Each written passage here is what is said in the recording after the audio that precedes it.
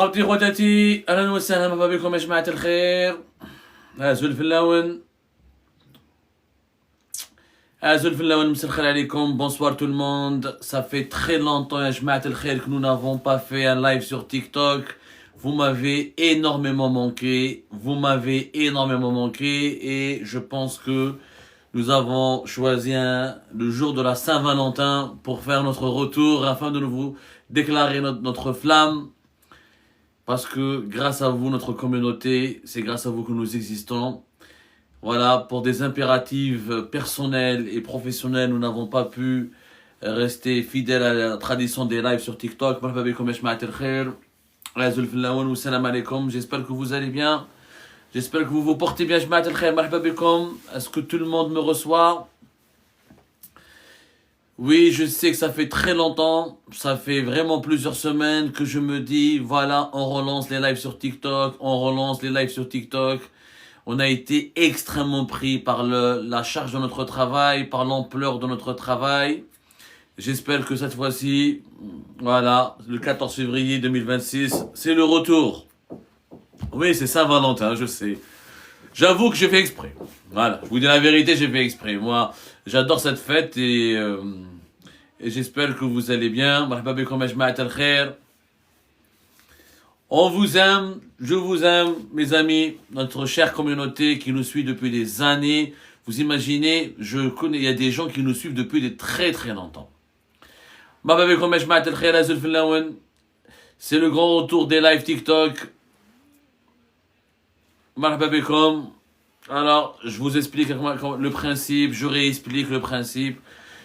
Nous étions très dynamiques et très actifs sur plusieurs autres réseaux, notamment Facebook et YouTube.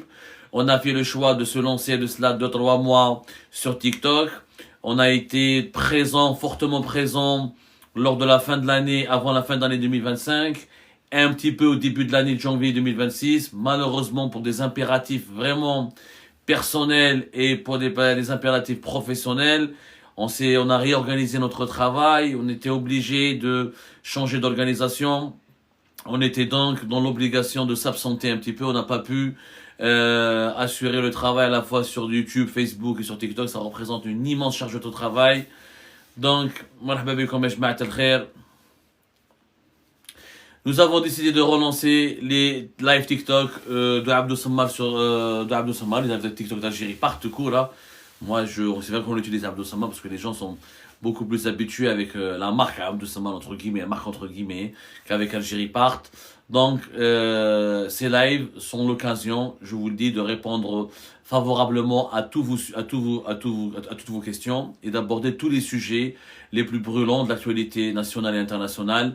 Tout ce qu'on n'a pas eu le temps de l'expliquer et de le dire dans nos émissions, tout ce qu'on n'a pas eu peut-être l'opportunité d'approfondir et de l'évoquer et de le décortiquer dans nos émissions. Dans ce live, l'objectif est d'être interactif et qu'on vous donne le droit à la parole, vous avez la parole, vous nous posez des questions et on répondra le plus franchement possible. L'objectif, le principe, c'est simple. Vous nous posez des questions, toutes les questions que vous voulez, et nous vous répondons le plus franchement possible et le plus directement possible. Encore une fois, ça fait vraiment plaisir. Il est 22h, on attend encore que ça monte. Prière, partagez ce live, tapotez s'il vous plaît. Partagez massivement ce live s'il vous plaît. Partagez massivement. Salam à tout le monde. Ahlan wa sahlan.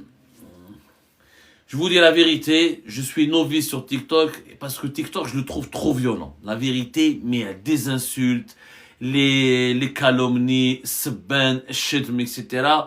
C'est vrai que je suis beaucoup plus à l'aise sur d'autres réseaux, mais là, je fais un travail sur moi-même. Je me dis, voilà, déserter TikTok, c'est vraiment laisser déserter le terrain, déserter le champ de bataille et faire une grosse concession aux partisans du régime dictatorial, aux partisans de la dictature, de la persécution. Donc, c'est pour cette raison. L'image, est-ce qu'elle est bonne? Est-ce que l'équipe, est-ce que vous pouvez nous dire, est-ce que l'image et le son sont bien? On a aménagé un nouvel espace dédié spécialement pour les lives TikTok et pour vous. C'est un nouvel espace, c'est un nouveau studio que nous avons pris, que nous occupons en ce moment et qui est dédié spécialement pour vous. Donc, si vous pouvez nous dire ce que vous pensez de la déco et du lieu, ça serait parfait. Le son et l'image, vous trouvez ça super. 5 sur 5 Zine, Ben Aïssa, merci beaucoup.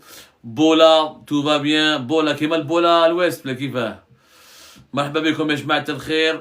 On est ouvert à toutes vos questions. Est-ce que vous pouvez juste partager massivement ce live? Pas de censure, pas d'autocensure, pas de tabou, pas d'interdit. On abordera tous les sujets de l'actualité. On répondra à toutes vos questions sans aucune hésitation. On essaiera d'en débattre aussi. On va débattre ensemble. Je vous conseille, je vous demande, je vous suggère de vous impliquer massivement. L'Algérie, elle est à nous, l'actualité algérienne, elle doit être à nous. Les médias en Algérie sont soumis à la dictature, ils sont soumis à la censure, ils sont soumis à l'arbitraire. Et les espaces libres d'expression sont rares, pour ne pas dire inexistants. Nous sommes quelques voix dissidentes et nous sommes très peu à pouvoir jouer le rôle de porte-parole de la majorité silencieuse qui est opprimée en Algérie. C'est pour ça que les réseaux sociaux et Internet sont aujourd'hui la véritable mer de liberté publique et individuelle. Une mer pour le moment que le régime algérien n'arrive pas à assécher. Il ne faudrait pas qu'il puisse l'assécher. Marhaba bikum ya jama'at al-khair. Ahlan wa sahlan. Avec quoi on va commencer alors? Et les insultes. Les gens qui insultent, moi je ne les comprends pas. Pourquoi vous n'essayez pas d'utiliser juste votre cerveau et de nous contredire?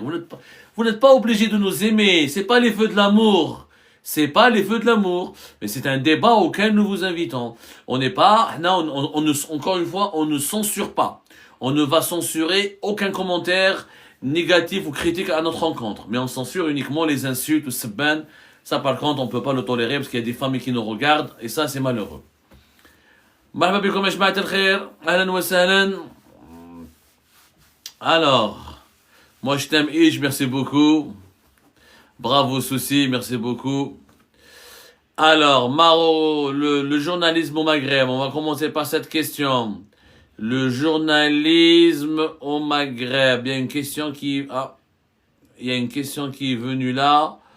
Le journalisme au Maghreb, je ne la vois pas très bien. Est-ce que vous pouvez juste nous reposer la question? Le journalisme au Maghreb, L1, le journalisme au Maghreb n'est pas en état de mort cérébrale. L1.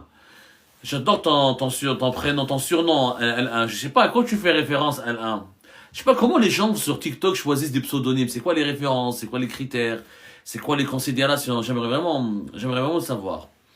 L1, le journalisme au Maghreb, il est en coma. Il est dans un état comateux. Je dirais le mot comateux. En Algérie, au Maroc, comme en Tunisie, il n'y a plus de liberté d'expression. La Tunisie avec Kais Saïd, c'est une copie pâle de l'Algérie. Il faut dire la vérité. Kais Saïd n'est que le fruit d'une relation incestueuse entre le régime, la dictature en Algérie et la dictature tunisienne.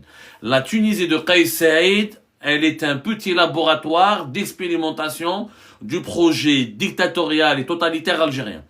La Tunisie, avec tout le respect que j'ai pour les Tunisiennes et les Tunisiens, et Dieu sait que j'aime la Tunisie, c'est le premier pays où je me suis réfugié quand j'ai été obligé de fuir mon Algérie natale. Malheureusement, je le dis, je le regrette, la Tunisie, elle est devenue une annexe du régime Tebboune. Donc c'est pas la peine. Il y a eu des condamnations à mort qui ont été prononcées en Tunisie pour des simples commentaires sur Facebook. L'Algérie, notre pays, vous connaissez la situation. Même Chiétine, Abdelali Mezriche, Allah yadkuru bil khair, Abdelali Mezriche. Vous imaginez, c'était un pro-Tebboune. C'était un partisan de Tebboune. Sur son fil d'actualité sur Facebook, il ne disait que du bien du régime Tebboune.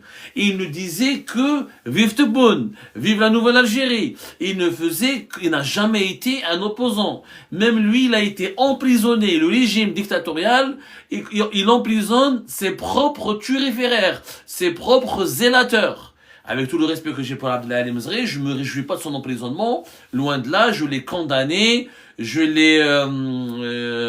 je l'ai dénoncé, j'ai même donné les dessous et les grands tenants et aboutissants de son emprisonnement.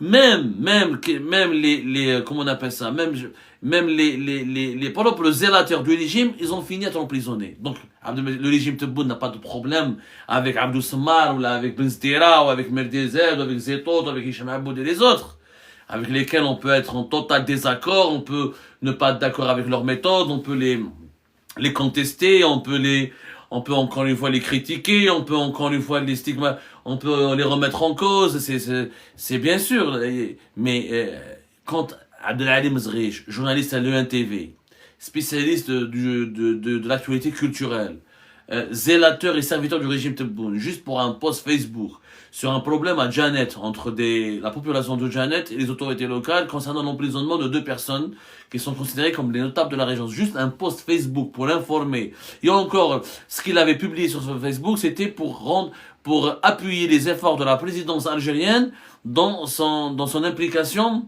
pour rétablir le dialogue et l'ordre public et le calme dans la région de Janet. Et on l'a emprisonné.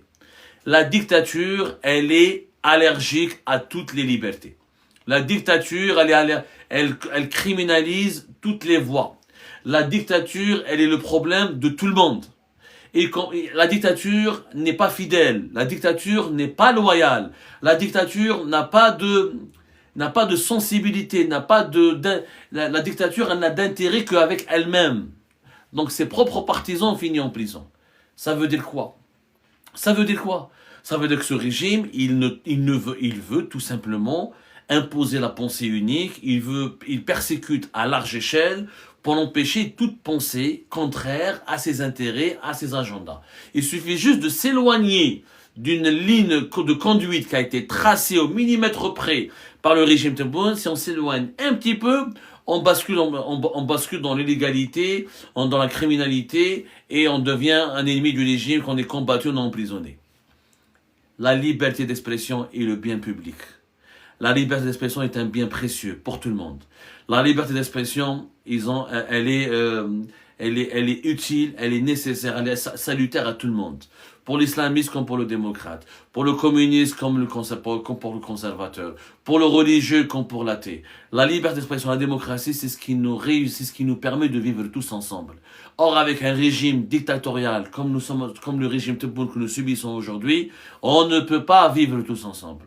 On ne peut pas, c'est impossible, c'est impossible, parce que la dictature, c'est quoi? C'est l'emprise d'une minorité sur la majorité. C'est la concentration des pouvoirs entre les mains d'un groupuscule minoritaire et qui s'approprie toutes les richesses et toutes les prérogatives et tous les pouvoirs pour transformer la majorité en citoyens de seconde zone. Au Maroc, la liberté d'expression, elle est en très mauvais état. Le Maroc est peut-être moins brutal dans la forme que l'Algérie et la Tunisie, mais au Maroc aussi, il y a énormément de lignes rouges. Énormément de lignes rouges. Il y a un système, il y a un régime qui impose lui aussi une seule vision de l'actualité.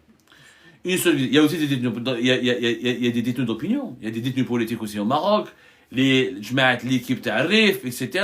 Il y a eu des journalistes qui ont été emprisonnés pendant 2 ans, 3 ans, ils ont été libérés récemment. Le Maroc, il joue sur l'image, la force du Maroc, c'est qu'il a un lobbying puissant à l'international, comme c'est un pays très ouvert, très touristique, il est beaucoup moins brutal, effectivement, que la Tunisie et l'Algérie. Mais il n'en demeure pas moins que la presse marocaine, elle est domestiquée. Elle est au service des décideurs, et elle est au service de l'idéologie dominante et du pouvoir dominant. La presse marocaine ne fait pas d'investigation, ne fait pas d'enquête, ne lance pas de grands débats, ne questionne pas le palais royal, ne s'interroge pas sur les bilans. Elle est rarement en train de titiller les décideurs. C'est très rare et c'est très compliqué. C'est une vérité admise, il faut le dire. Et moi, je me bats pour la liberté d'expression dans tous les pays maghrébins. Dans tous les pays maghrébins.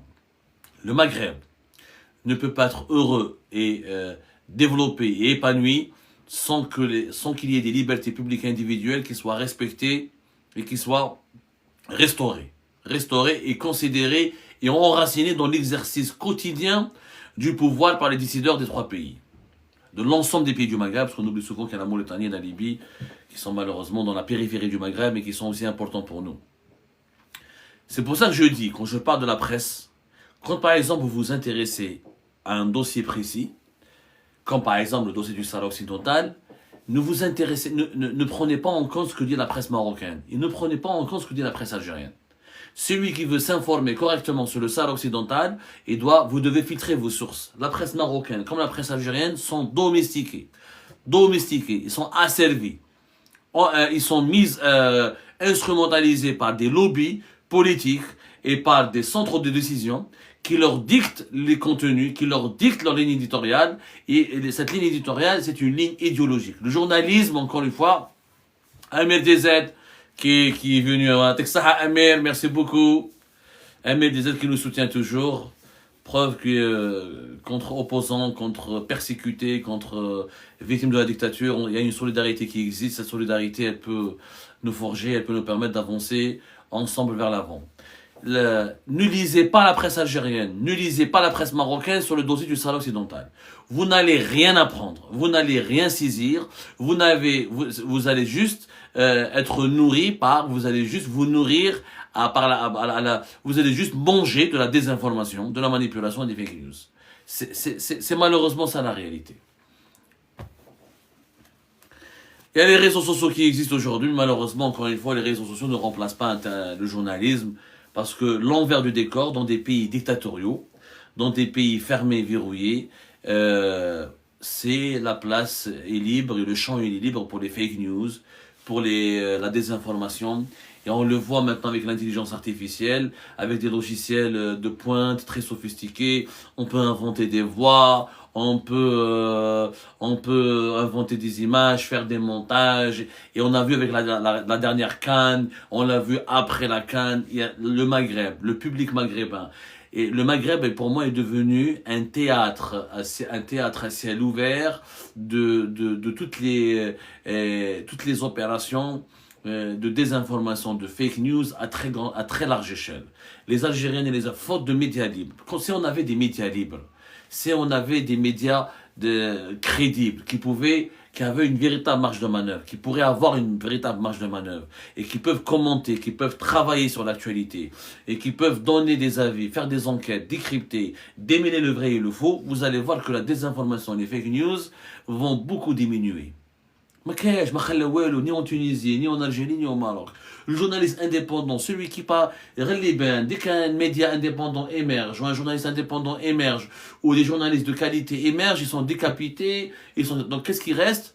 La haine, la manipulation, la désinformation, le mensonge. Et c'est comme ça que les dictatures règnent et prospèrent malheureusement.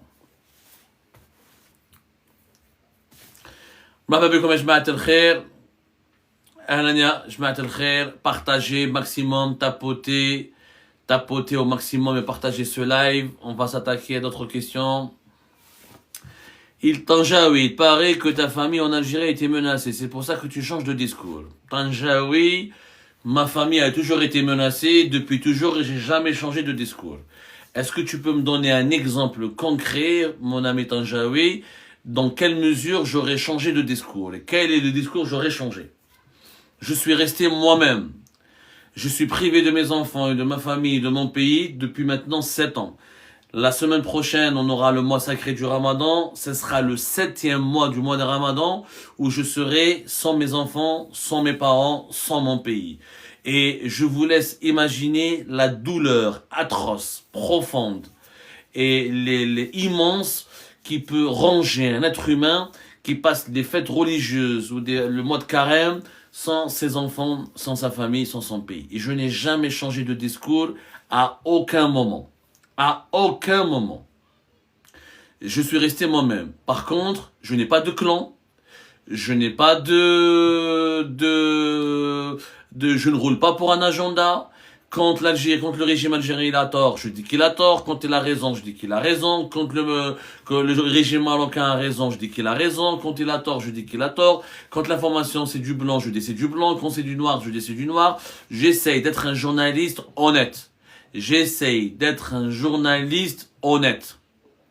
Et ça, beaucoup de gens ne le comprennent pas. Quand on est honnête, on dit la vérité. même si c'est la vérité, même si cette vérité, elle n'est pas favorable à son pays, ou à sa communauté, ou à son pouvoir, ou à aux autorités de son pays. Malheureusement, en Algérie comme au Maroc, on a du mal à faire preuve de cette honnêteté et à comprendre le devoir moral, devoir moral de cette honnêteté, son importance. Son importance. On peut être algérien, on peut être marocain, malgré tout, la vérité, elle prime. La vérité, elle prime sur la patrie. La vérité, elle prime sur la patrie. Je dis bien que la vérité, elle prime, parce que sans vérité, il ne peut pas y avoir d'intérêt général, il ne peut pas y avoir de bien public commun, il ne peut pas y avoir de bien commun. Merci pour la question, Tanjaoui, mais j'attends que tu m'expliques quand est-ce que j'ai changé de discours. J'ai vu tout à l'heure une question qui passait, t'étais qui pour la CAN? J'étais pour l'Algérie, naturellement.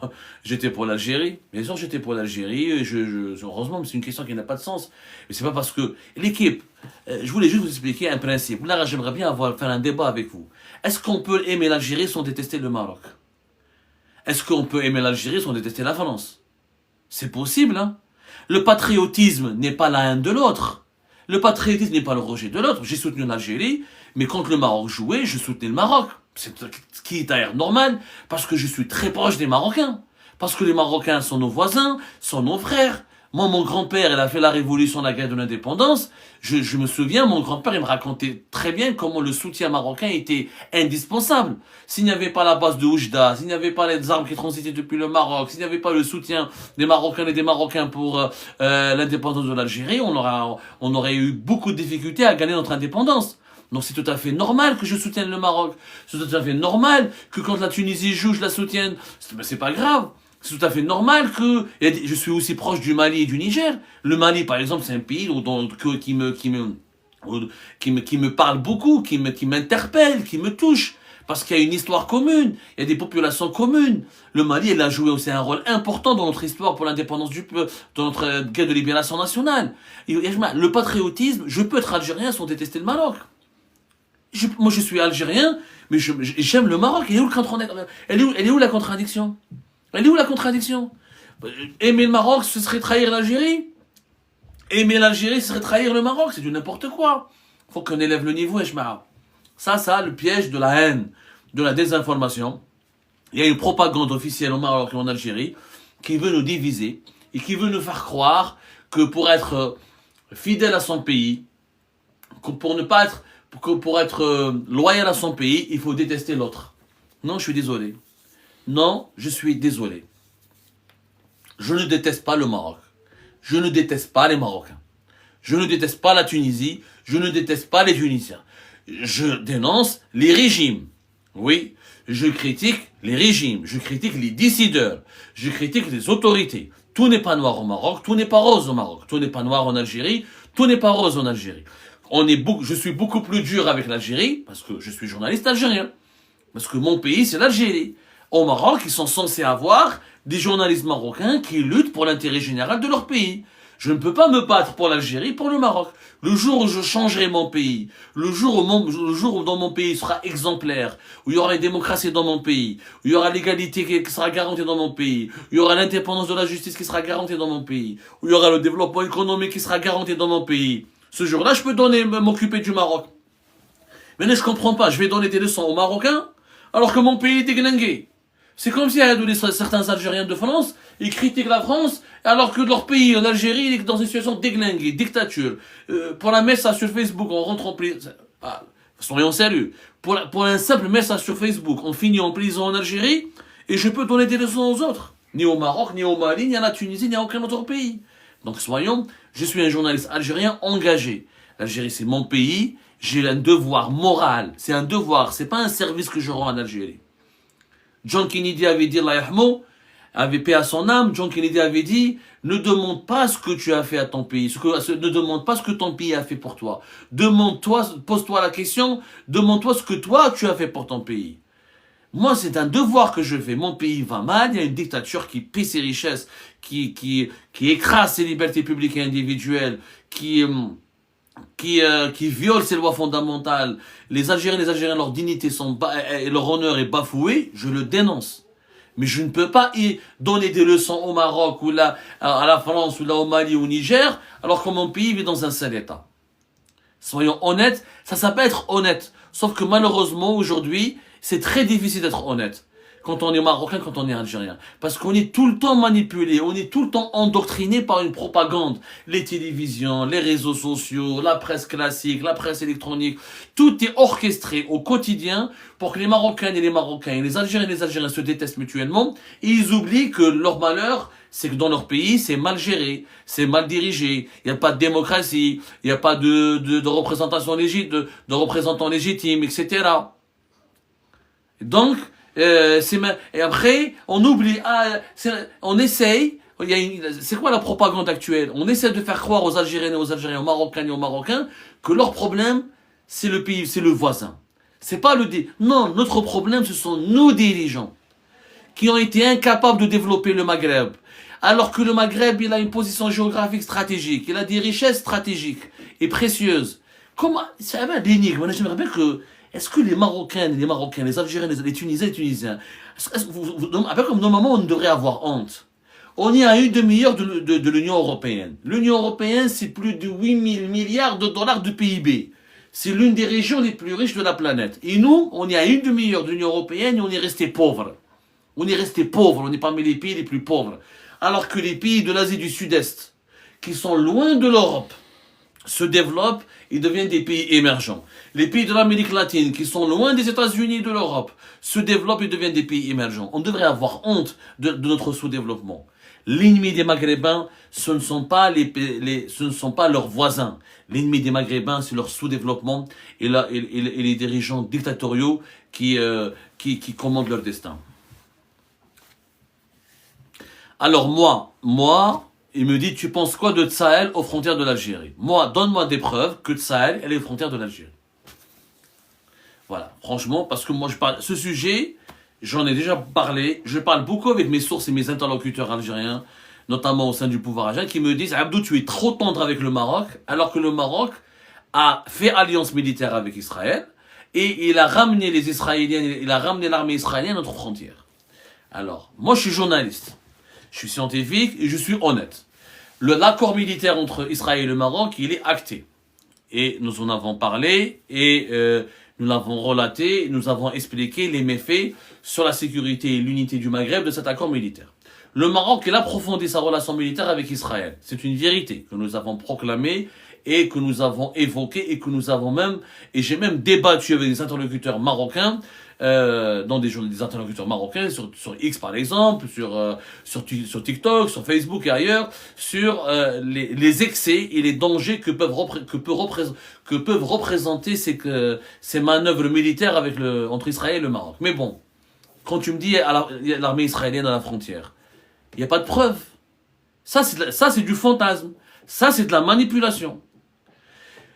Est-ce qu'il y a une photo satellite? Est-ce qu'il y a un document qui le démontre? Est-ce qu'il y a des preuves matérielles où qui indiquent qu'il y a des militaires israéliens qui sont à la frontière algérienne? Il n'y en a pas. Les autorités algériennes n'ont jamais montré une preuve. Et nous n'avons jamais trouvé une preuve. Il y a de la coopération militaire.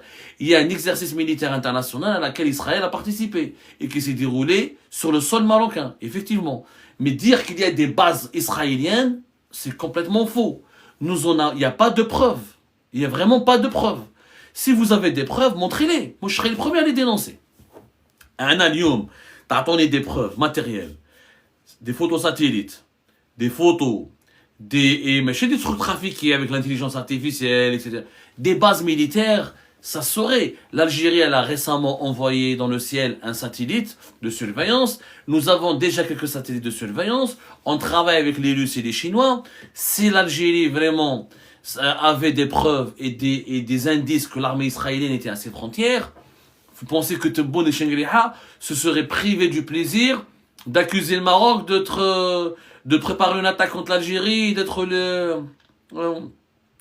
le chien ou le caniche des Israéliens? Ils ne se seraient pas privés de ce plaisir. Il y a beaucoup de fantasmes, on le voit, et de mensonges de part et d'autre. Oui, il y a une coopération militaire maroco-israélienne. Oui, elle est problématique. Oui, elle peut être contestée, elle peut être contestable. Mais il n'y a pas un déploiement militaire israélien au niveau des frontières algéro-marocaines. Ça, c'est faux. Ça, c'est une fake news. D'ailleurs, on a fait des révélations sur Algérie par la maintes reprises. Les États-Unis d'Amérique, depuis 2023, ils ont fait une médiation entre l'Algérie et le Maroc, et les Américains, jusqu'à maintenant, avec l'administration de Joe Biden, comme avec l'administration de Donald Trump, ils ont donné des garanties et des promesses qu'il n'y aura pas de soldats israéliens à côté des frontières algériennes. Les Américains se sont portés garants. Et pour le moment, cet engagement est respecté. Il n'y a pas eu de soldats israéliens sur le sol marocain à quelques kilomètres de la frontière algérienne. Ça, c'est faux. S'il y a des preuves du contraire, publiez-les. C'est moi le premier qui va les repartager et qui va les dénoncer. Mais il n'y a pas de preuves. On a des preuves, une base émirati en Mauritanie à quelques encablures de la frontière algérienne, c'est documenté. Il y a des preuves. Des bases militaires turques en Libye, il y a des preuves. Des bases des paramilitaires et des militaires russes en Mali, il y a des preuves. Ça, il y a des preuves. Des Américains et des Français qui faisaient des incursions militaires dans le Sahel et en Libye, etc. Il y a des preuves. Pourquoi? Parce qu'il y a des photos satellites, il y a des preuves, il y a des témoignages, il y a eu des indices. Mais la présence militaire israélienne au Maroc, elle est fantasmée.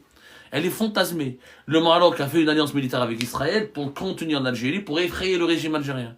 Mais il n'a pas éprouvé la nécessité de demander à l'armée israélienne d'aller jusqu'aux frontières de l'Algérie, parce qu'il n'y a pas de guerre entre l'Algérie et le Maroc, je vous rappelle. Il y a un statu quo, il y a une guerre froide, il y a de la méfiance, mais il n'y a pas de guerre déclarée. Donc soyons honnêtes, arrêtons de véhiculer des fantasmes. Rahim 07. Comme James Bond 07. Pourquoi, d'après vous, le régime d'Alger a voulu passer sous silence la réunion de Madrid? Parce qu'il est gênant. D'abord, il n'a pas passé sous silence, puisqu'il y a 24 heures, 48 heures, on a demandé aux médias algériens, comme tout sur l'Algérie, d'expliquer la présence d'Ahmed Attaf et des représentants du ministère algérien des Affaires étrangères à cette réunion de Madrid. Je répète, la réunion de Madrid, c'était quoi? C'était récemment, la semaine dernière. Je crois que c'était le 8 février, c'est ça? C'est même pas, c'était il y a une semaine. C'était le 8 février, vous me donnerez la date, j'ai oublié la date. Les États-Unis d'Amérique ont organisé pour la première fois, c'était la deuxième fois, parce qu'il y avait déjà une réunion aux États-Unis d'Amérique, dans une ville américaine qui n'était pas à Washington, entre une délégation du Polisario qui a été reçue par les autorités américaines. Et il y a eu une première entrevue, des premières négociations.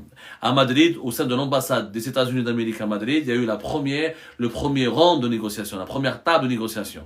Alors, l'Algérie, elle est dans la gêne. Pourquoi? Parce que l'Algérie n'a jamais voulu négocier directement avec le Maroc. Le régime algérien, il ne veut pas, pour lui, c'est pas un problème. La propagande, la version officielle de la propagande en Algérie, c'est quoi? C'est que le conflit du Sahara occidental est un conflit entre le Polisario et le Maroc. L'Algérie n'est pas impliquée. L'Algérie soutient un principe qui est inscrit dans le droit international, qui est l'émancipation des peuples opprimés ou des peuples colonisés. Et le droit à l'autodétermination des peuples anciennement colonisés. Ce qui est vrai, c'est un principe qui existe, et l'Algérie l'a toujours soutenu. Sauf que l'Algérie a soutenu ce principe à géométrie variable. Au Kosovo, l'Algérie n'est pas pour le peuple kosovar. Alors au Kosovo, je rappelle, ils ont subi plus de persécutions que les Sahraouis. Vous allez voir les massacres qui ont été commis par les Serbes contre les Kosovars musulmans, c'était chaud. Et s'il n'y avait pas l'intervention de l'OTAN et des États-Unis d'Amérique dans les années 90, il y aurait eu de gros massacres. Il y a eu même des massacres, même des crimes contre l'humanité qui ont été commis au Kosovo, en Bosnie-Herzégovine. Donc l'Algérie, elle applique ce principe, la Tchétchénie. La Tchétchénie, c'est la même chose. La Tchétchénie, Poutine, il a massacré les Tchétchènes. Et les Tchétchènes, ils étaient colonisés par les Russes. Ils ont créé un État dans les années 90. La Russie les a écrasés. L'Algérie n'a jamais soutenu l'indépendance de la Tchétchénie. Donc, l'hypocrisie du régime algérien, c'est quoi? C'est que il veut faire croire à ses compatriotes, à l'opinion publique internationale, que le problème est entre le Polisario et le Maroc. Sauf que le Polisario sans l'Algérie n'existe pas. C'est l'Algérie qui arme, c'est l'Algérie qui finance. Ça, c'est des faits. Ça, c'est des faits. Moi, je l'ai écrit. Noir sur blanc, c'est des faits, c'est vrai, l'Algérie soutient. Donc, les États-Unis d'Amérique, ils sont pas bêtes. Ils ont imposé à Tebboune. Il y avait à la fin du mois de janvier Massad Boulos qui est venu à voir Tebboune et qui lui a dit, tu dois envoyer ton chef de la diplomatie à Madrid. On te le demande. Tebboune leur a dit, mais non, nous on n'est pas partisans de ce conflit. Non, pour les Américains, tu es partisan. Pour les Américains, le problème du Sahara occidental ne concerne pas que le Maroc et le Polisario. Il concerne le Maroc d'abord, l'Algérie ensuite, le Polisario après et la Mauritanie. Les États-Unis ont compris que ça n'a pas de sens pourquoi passer par le curé ou par le prêtre? Ils vont mieux s'adresser au bon Dieu. Le Polisario dans cette affaire du Sahara occidental, ce n'est que le curé et le prêtre. C'est l'Algérie le bon Dieu dans cette affaire-là. Donc les Américains veulent réunir les vrais décideurs pour trouver une solution. Et la solution au Sahara occidental, au problème du Sahara occidental, elle est entre les mains des Algériens, des dirigeants algériens, des dirigeants marocains. Ça, ils l'ont passé sous silence. Après, ils ont dit, dans les derniers articles comme tout sur l'Algérie par exemple, qui est un article commandé, ils ont dit l'Algérie était membre observateur. Non, c'est pas un membre observateur. La dernière résolution de l'ONU qui a été publiée, qui a été adoptée fin octobre 2025, elle dit clairement que les parties prenantes de ce conflit, c'est l'Algérie, la Mauritanie, le Maroc et le Polisario. Elle n'était pas en tant qu'observateur. Le conflit du Sahara occidental ne sera jamais résolu si l'Algérie ne donne pas son accord. Si l'Algérie ne soutient pas une certaine position, n'adopte pas une certaine attitude. Donc le régime algérien était gêné. D'un côté, il dit, moi je plie pas, et Tebboune, pourquoi Tebboune est dans des sales draps? Parce la question la doctrine du régime algérien autour du Sahara occidental, elle date pas de l'époque Tebboune. L'Algérie, elle soutient le Polisario depuis de très longues années. La différence, c'est que Tebboune, il en a fait une affaire sacrée. Ça me dit, hein? Tebboune, il en a fait une affaire sacrée. C'est-à-dire, c'est une affaire nationale. Il a mis la question sahraoui sur le même pied d'égalité que la question palestinienne. Et il en parle chaque jour. Sahara occidental, 8 jours. Il en a fait son principal pilier de sa politique étrangère. Bouteflika, il est légitime, mis à part Boumediene, parce que Boumediene était en guerre contre Hassan II, il y avait des batailles à Amgala, etc. Il y avait la guerre des sables. Mais les régimes après Boumediene, de Chadli Benjedid jusqu'à Bouteflika, le Sahara occidental est une affaire de principe, mais pas un pilier de la politique étrangère. Pas un pilier, pas le prisme à travers lequel l'Algérie adopte ou révise ou évalue son comportement et ses relations avec les autres pays. Bouteflika n'a jamais rompu les relations avec la France ou avec l'Espagne parce qu'ils ont soutenu la marocanité du Sahara occidental. Jamais de la vie. Et à l'époque, ils la soutenaient pas officiellement, mais ils étaient beaucoup plus proches de la feuille de route marocaine, comme la France par exemple, que du principe de neutralité. Tebboune, il en a fait une affaire sacrée. Il a utilisé l'affaire du Sahara occidental pour alimenter la marocophobie en Algérie. Donc, du jour au lendemain, avec Donald Trump, on lui dit, allez, vas-y, tu dois venir. Tu dois venir négocier avec toi. Tu dois venir pour parler. Il peut pas l'assumer. D'un côté, il dit la souveraineté nationale, et personne ne dicte ma conduite, et l'Algérie n'a peur de personne, et l'Algérie se contrefiche de tout le monde, et l'Algérie c'est un pays souverain, et du jour au lendemain, il y a Donald Trump, il envoie son envoyé spécial, et il te dit, je te veux la semaine prochaine à Madrid. Et Ahmed Attaf, il est venu la veille à Madrid, il a assisté au pourparlers, et l'Algérie va assister à tout le processus. Pourquoi? Parce que c'est Donald Trump qui le veut. C'est Donald Trump qui le veut. Et Tebboune ne peut pas dire non à Trump. Et d'ailleurs, heureusement que Donald Trump est là, parce qu'à un moment donné, la Sahara occidentale, il faut qu'il soit résolu, il faut qu'il soit réglé. Ça ne peut pas durer. Ce conflit doit être réglé. Quand on parle tôt ou tard, à bon gré, mal gré, ce conflit doit être réglé. Et l'Algérie ne peut pas rester dans la position de l'impasse. Parce que la stratégie de l'Algérie, c'était de prolonger le statu quo au Sahara occidental le plus longtemps possible pour contenir le Maroc, pour bloquer le Maroc, pour l'affaiblir. Cette stratégie ne marche plus, puisque les plus grandes nations du monde soutiennent la souveraineté du Maroc sur le Sahara occidental. Donc autant négocier un principe, une solution qui garantirait, qui offrirait à l'Algérie une sortie honorable, et au Polisario une sortie honorable, et qui ramènera la paix au Maghreb. Koussi, notre question, quel est votre avis sur la vente de la Russie à l'Algérie comme premier client exclusif voilà. Alors l'Algérie n'était pas le premier client exclusif des avions de 5e génération, c'est ça. C'est le Sukhoi, les dernières générations de Sukhoi. Il y avait l'Égypte auparavant qui voulait commander, ensuite elle a annulé. Il y avait l'Inde, je sais que l'Inde elle a voulu commander, ensuite il y a eu un problème. L'Algérie c'est le premier client qui a reçu. Et effectivement c'est Sukhoi. L'Algérie a toujours été un grand client d'industrie militaire russe. L'Algérie en réalité n'a pas le choix. Personne ne lui vend des armes. C'est ça le problème. Il faut que, parce qu'il y a certains Algériens et Algériens qui essaient de croire que c'est une performance, c'est une réalisation. D'abord, ce n'est pas une performance d'acheter des armes aux autres. Ce serait une performance si nous étions nous-mêmes les fabricants de nos propres armes. Et encore, on a acheté une quantité limitée de ces avions-là. Et l'Algérie, elle a acheté elle a d'abord, parce que je vois, il y a pas mal encore une fois, de désinformation qui circulent, parce qu'il y a des vidéos d'un sénateur américain qui a demandé des sanctions contre l'Algérie, etc. Mais l'administration américaine, depuis Joe Biden jusqu'à même Donald Trump, elle était au courant. L'Algérie, elle avait informé les États-Unis d'Amérique qu'elle allait acheter ces avions militaires russes. Et elle a, je dirais même, obtenu même la caution et le feu vert des Américains, à condition que ces armes soient achetées à une quantité limitée et pour juste garantir un équilibre de force avec le Maroc. C'est tout, pour équilibrer un rapport de force avec le Maroc. Parce que le Maroc, il est armé, il est en train d'acquérir les dernières générations de technologies militaires israéliennes et américaines, surtout israéliennes. L'Algérie, elle se doit, au nom du principe de l'équilibre et de la précaution, de se moderniser et de s'équiper. Donc c'est de bonne guerre. L'Algérie a le droit d'acheter les armes qu'elle veut.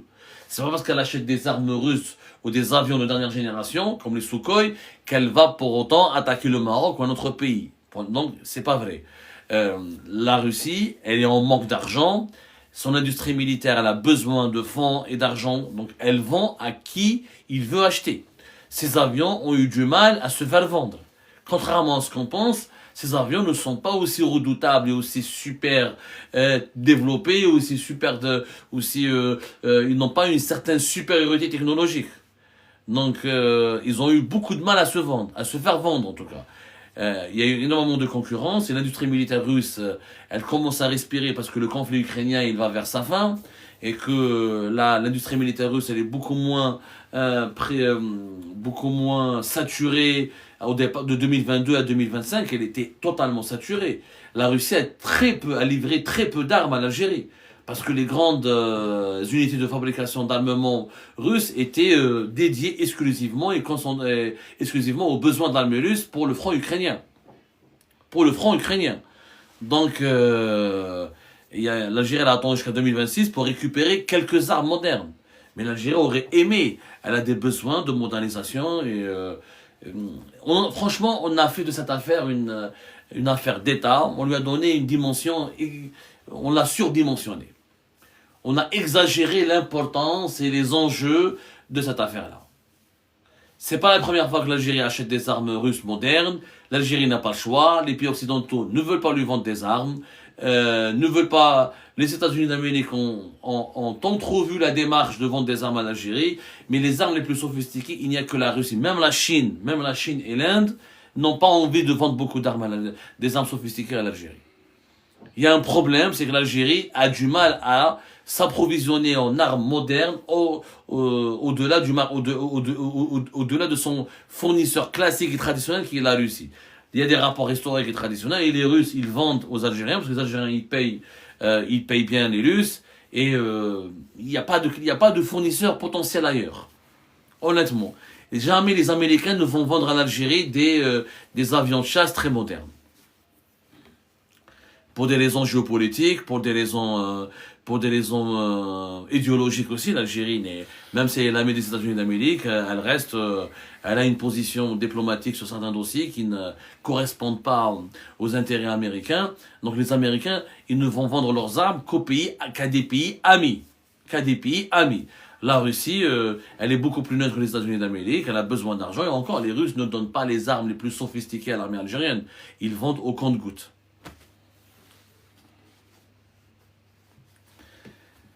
Merci Rabti Rouadati.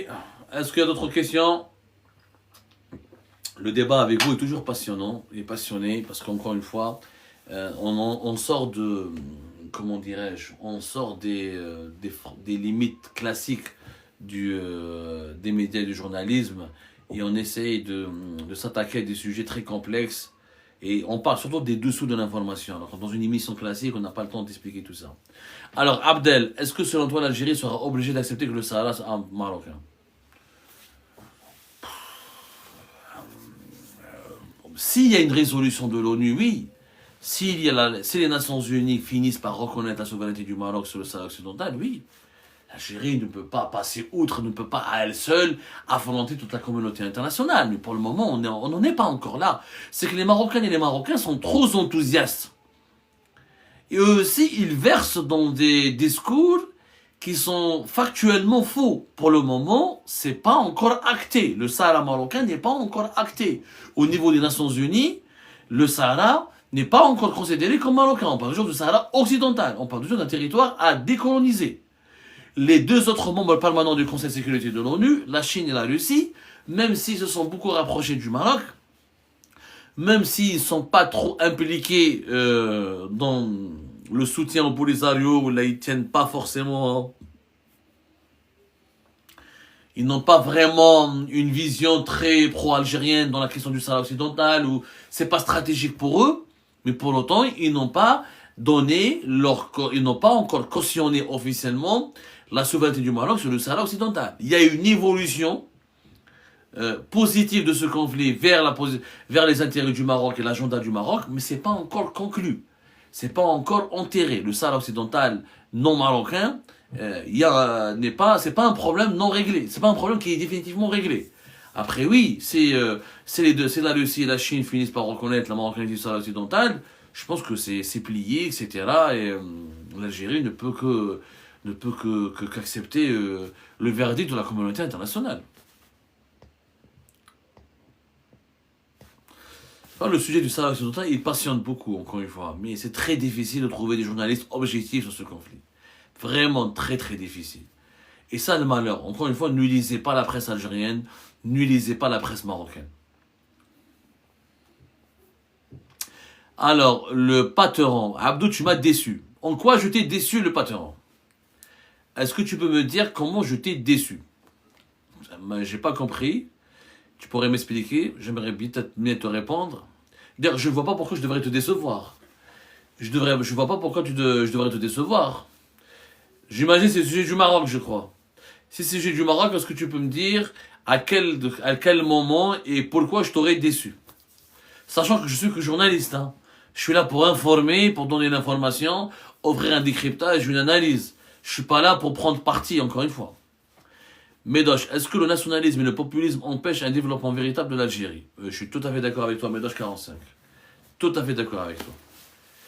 Moi, je crois au patriotisme, je ne crois pas au nationalisme. Pour moi, le nationalisme est une idéologie dangereuse. Pour moi, le nationalisme, c'est le rejet de l'autre. C'est l'enfermement sur soi, c'est le repli sur soi, et c'est une hiérarchie, c'est privilégier le soi sur l'autre.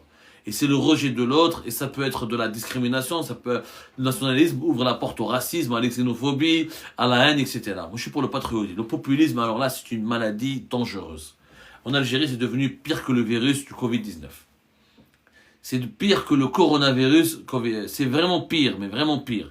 Quand on voit comment Abdelmajid Tebboune parle, les mensonges, les faux chiffres, les fausses annonces, les manipulations, les déclarations mensongères, les déclarations totalement infondées, alors là, quand on voit des ministres qui Kamel Rizek, etc. Le patron qui veut qu'on débatte avec lui. Le patron, est-ce que tu peux me poser des questions en direct? Je ne maîtrise pas encore l'outil du débat, le live. Je préfère que tu me poses la question en direct parce qu'on maîtrise pas. C'est pas de la censure, mais vraiment je ne maîtrise pas. On t'en live, on bat etc. Après s'il se passe quelque chose, je pourrais pas maîtriser. Moi je préfère le patron que tu nous poses des questions. On vous a promis avec encore un peu de maîtrise, un peu de temps, on fera des débats en live avec nous. Avec nos abonnés, ou là, nos compatriotes, ou là, nos amis étrangers, etc. On a juste besoin de temps pour apprendre à maîtriser les outils. Donc le patron, tu peux nous poser des questions par écrit, et je répondrai avec grand plaisir, et tu m'expliques comment et pourquoi je t'aurais déçu. Alors je réponds, quand on voit ce que Kamel Zik, par exemple, les ministres algériens, les wali algériens, les hauts responsables, quand ils se déplacent sur le terrain, les visites sur le terrain, devant les caméras, ils bombent le torse, ils insultent, ils essaient de se montrer sévères, etc., alors que leur bilan est catastrophique. Le populisme, il a ruiné la crédibilité de l'Algérie actuelle. Il existait en Algérie depuis toujours. Mais à un moment donné, le populiste était content. Avant, par exemple, il y avait Sellel qui faisait des blagues, qui déconnait, qui faisait des déclarations populistes, etc. Mais voilà, il y avait certaines limites. Ça dépassait pas certaines limites. Avec l'Algérie de Tebboune, Tebboune en personne, il est populiste. En personne. ويسبوا كذا واللي يحقر الجزائر مازال ما ولداتوش يماه des expressions populistes, un langage de rue, une certaine vulgarité, encore une fois un discours qui non maîtrisé, basé sur des fake news, beaucoup d'inexactitudes, des chiffres trafiqués, des fausses promesses. Ça vraiment, ça tue le pays.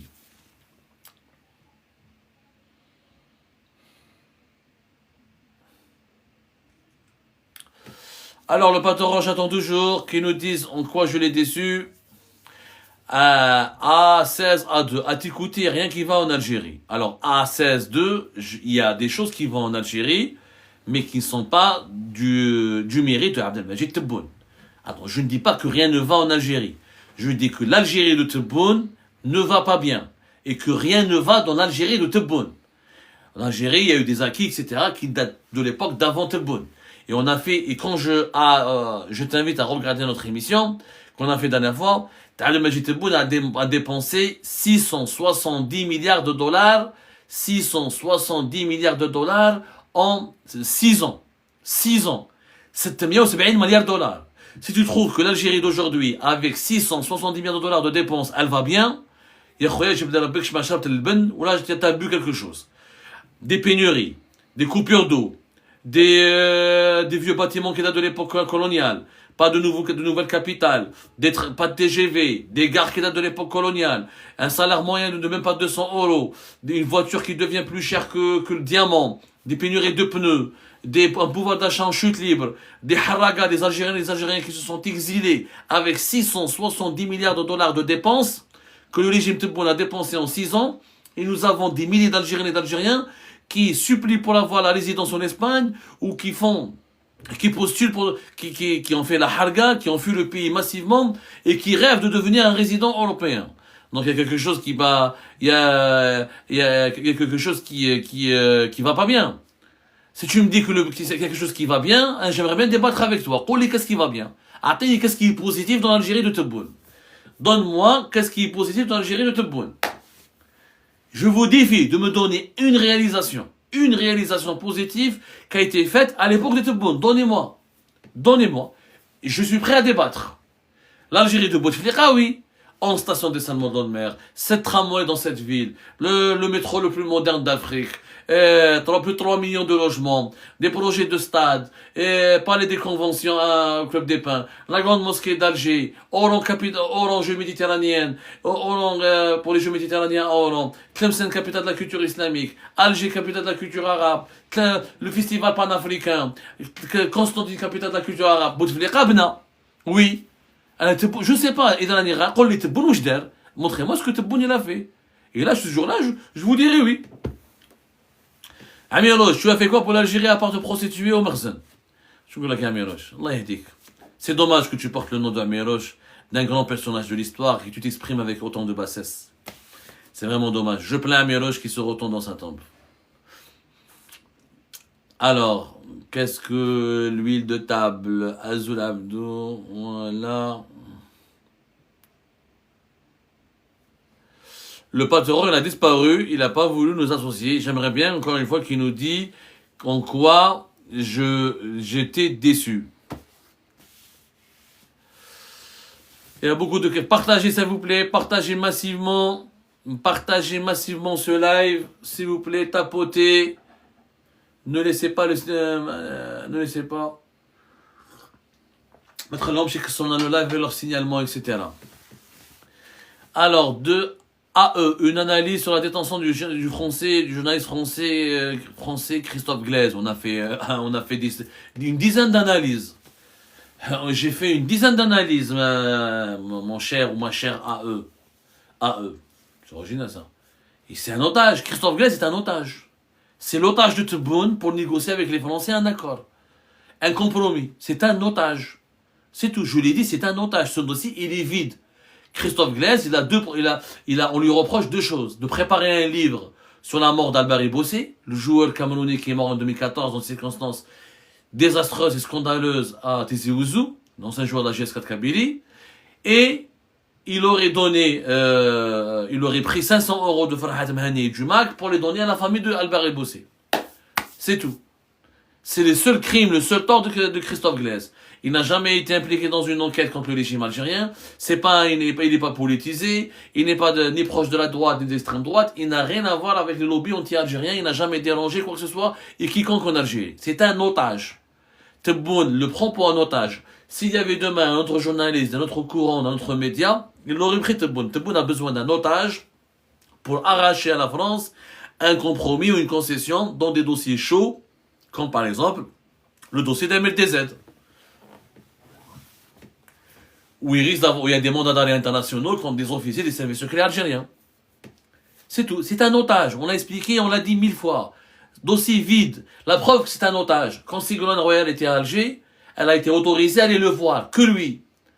Pourquoi aller le voir? Parce qu'elle voulait constater de elle-même pour qu'il allait bien, qu'il était bien traité, qu'il ne lui manquait rien, et pour qu'elle rassure ses parents, et pour qu'elle rassure l'opinion publique française. Donc, ça veut dire quoi? Ça veut dire que c'est un otage. Il fallait donner des preuves qu'il est bien traité, qu'il est en vie.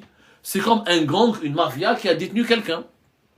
Et elle doit montrer des preuves de bienveillance, qu'il est traité avec bienveillance, pour qu'elle obtienne sa rançon. C'est un otage. Il y a plusieurs Français qui sont dans les prisons algériennes. Pourquoi Ségolène Royal est parti voir que Christophe Glaise et pas les autres franco-algériens ou français tout court? Parce que lui est un otage. C'est tout.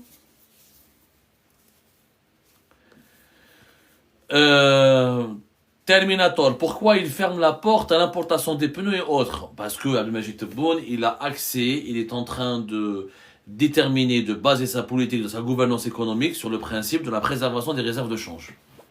Tout ce qui touche aux réserves de change, Tebboune l'interdit. Tebboune, il a un seul objectif, que les réserves de change ne s'épuisent pas, pour ne pas aller vers l'endettement extérieur. Comme Bouteflika, avant de partir, il a laissé une quarantaine de milliards de dollars dans les réserves de change. Tebboune Jetou Hashshoma, il a honte de laisser derrière lui un bilan économique désastreux, comme il n'a pas permis à l'Algérie de s'enrichir, comme il n'a pas su déconstruire l'Algérie, comme il n'a pas su transformer l'Algérie en un pays émergent, il veut laisser les réserves de change un matelas de sécurité. Parce qu'il sait très bien que s'il n'y a plus de réserves de change, d'ailleurs il n'y en a pas beaucoup, les réserves de change on l'a déjà expliqué, nous avons encore une fois une soixantaine de milliards de dollars. En réalité, nous avons 25 à 26 milliards de dollars, c'est de l'or, et une trentaine de milliards de dollars, même pas une trentaine de milliards de dollars, de liquidité. En liquidité, on a une trentaine de milliards de dollars. Moins de 30 même. Le reste, c'est de l'or, c'est des actifs en or que l'Algérie détient. Et comme l'or et le cours de l'or, il a explosé, nos réserves de change se maintiennent. Mais l'or ne représente qu'une partie de nos réserves de change. En liquidité, il ne nous reste pas beaucoup d'argent. Mais ça, Abdelmajid Tebboune le sait. Donc, il limite les importations, il appauvrit le peuple. Bien sûr, les voitures de luxe pour l'État et les autorités, les services de sécurité et l'armée sont importées. Mais l'Algérien mesquin, il peut ni une pièce détachée, ni un pneu, ni un petit véhicule. Voilà pourquoi. Alors, l'équipe, une autre question?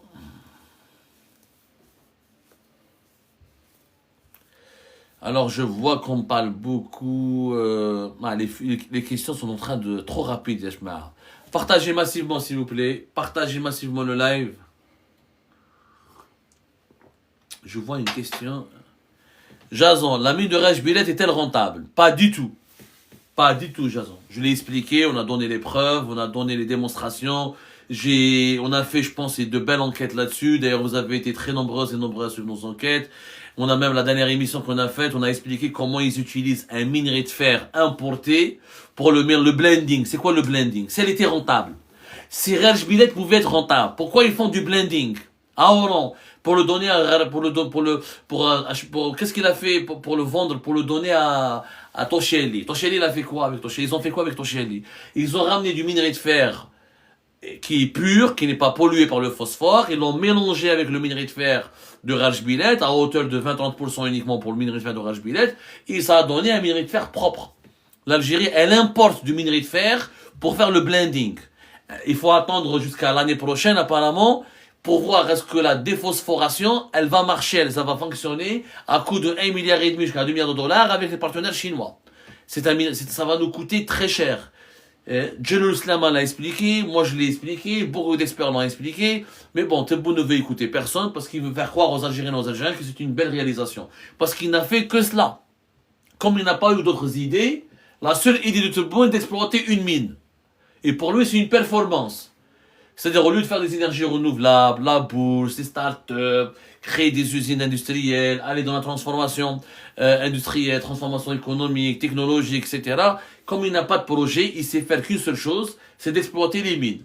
Donc quand on lui dit que Rajbilet n'est pas rentable, n'est pas bon, on est accusé d'être des traîtres, on est accusé d'être des salopards, on est accusé d'être pas des Algériens, etc. Or, il n'est pas rentable. Je le répète, et je vous défie. On va se voir, parce que la dernière étape du projet Rajbilet, c'est 2040. Même en 2040, on va faire les comptes. Il ne sera jamais rentable. Et je vous dirai, Rajbilet sera pire que ce qu'on a sur la traque. Après le départ de Tebboune, vous allez voir les scandales de corruption c'est l'un des plus gros scandales de dilapidation d'argent public. Et on l'expliquera plus tard, on est en train de travailler là-dessus. Le patron, Khouya, je voulais organiser un débat avec toi. Les Marocains, avec les Marocains, tu m'as dit OK. Bien sûr, le patron. Je suis d'accord avec toi, mais je suis prêt à débattre avec les Marocains. Je débat chaque jour avec les Marocains. Bien sûr, je suis prêt à débattre. Il faut juste me dire de quel Marocain il s'agit. Il faut débattre avec des gens sérieux, qui sont modérés. Moi, je ne débat pas avec des extrémistes. Non. Donc, je suis prêt, bien sûr, je suis prêt à débattre. Je n'ai aucun problème. Je n'ai jamais refusé le débat. Ni avec les partisans du régime Tebboune, ni avec les opposants, ni avec les partisans du palais royal marocain, ni avec ses opposants, ni avec... Je débat avec tout le monde tant que les règles du débat soient respectées. Tant qu'il y a du respect, pas d'insultes, pas de calomnie, pas d'appel à la haine, pas d'appel à la violence, il faut que le débat soit constructif.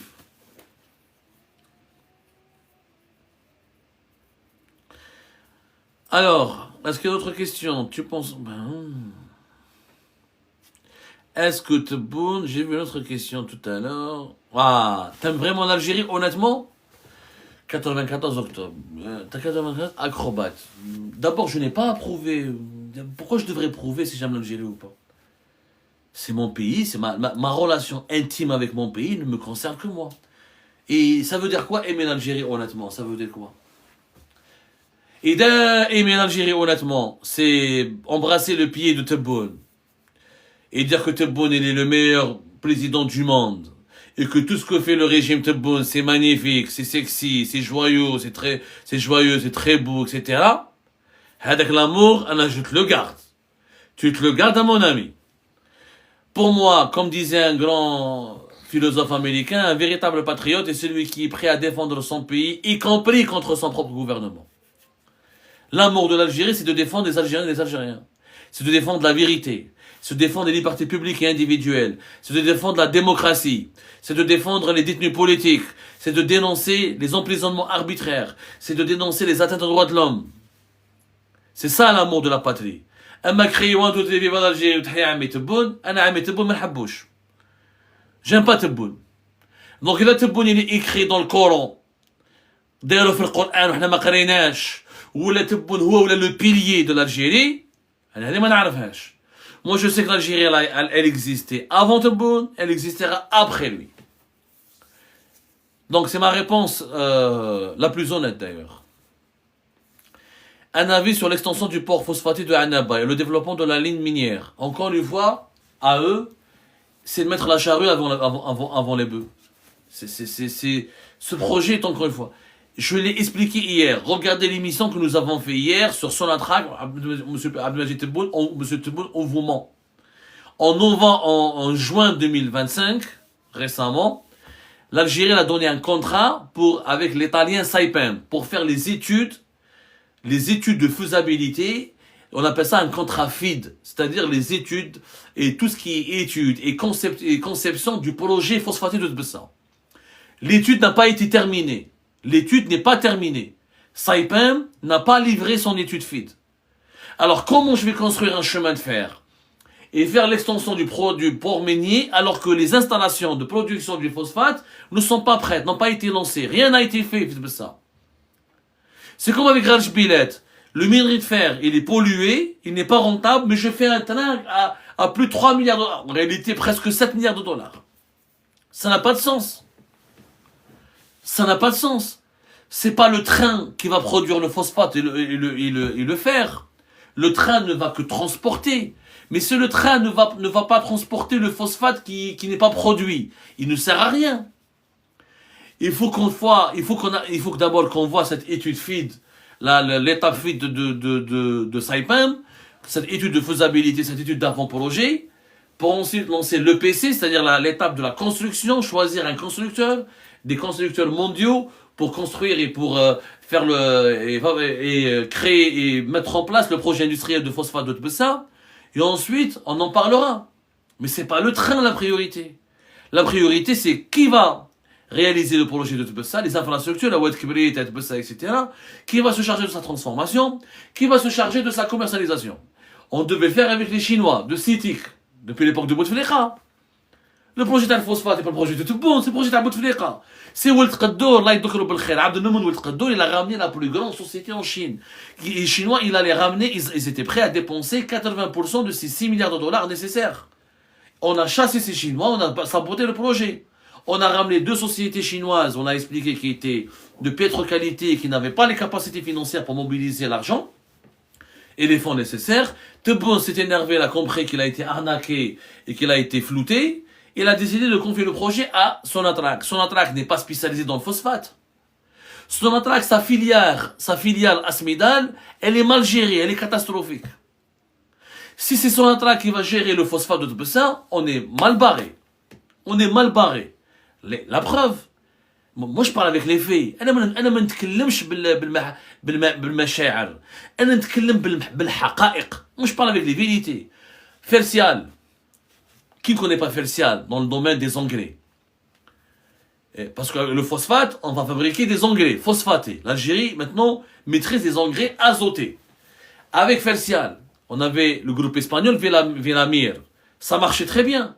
Depuis qu'il y a eu des problèmes avec les Espagnols et les autorités algériennes et Sonatrach, ils sont partis. Sonatrach, elle a racheté. Asmidal est propriété Sonatrach à 100%. Regardez Fersial, dans quelle situation financière elle se trouve.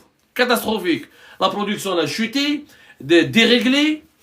Et le problème, l'une des entreprises les plus rentables de l'Algérie à l'époque, avec les Espagnols de Villarmir, du groupe avec les Espagnols, elle est devenue l'une des entreprises les plus instables. Alèche, pourquoi? Il faut se poser la question.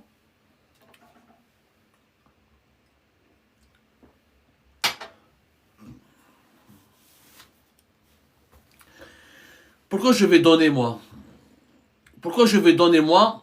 un projet à Sonatrach qui n'est pas dans le phosphate? Asmidal, elle est mal gérée.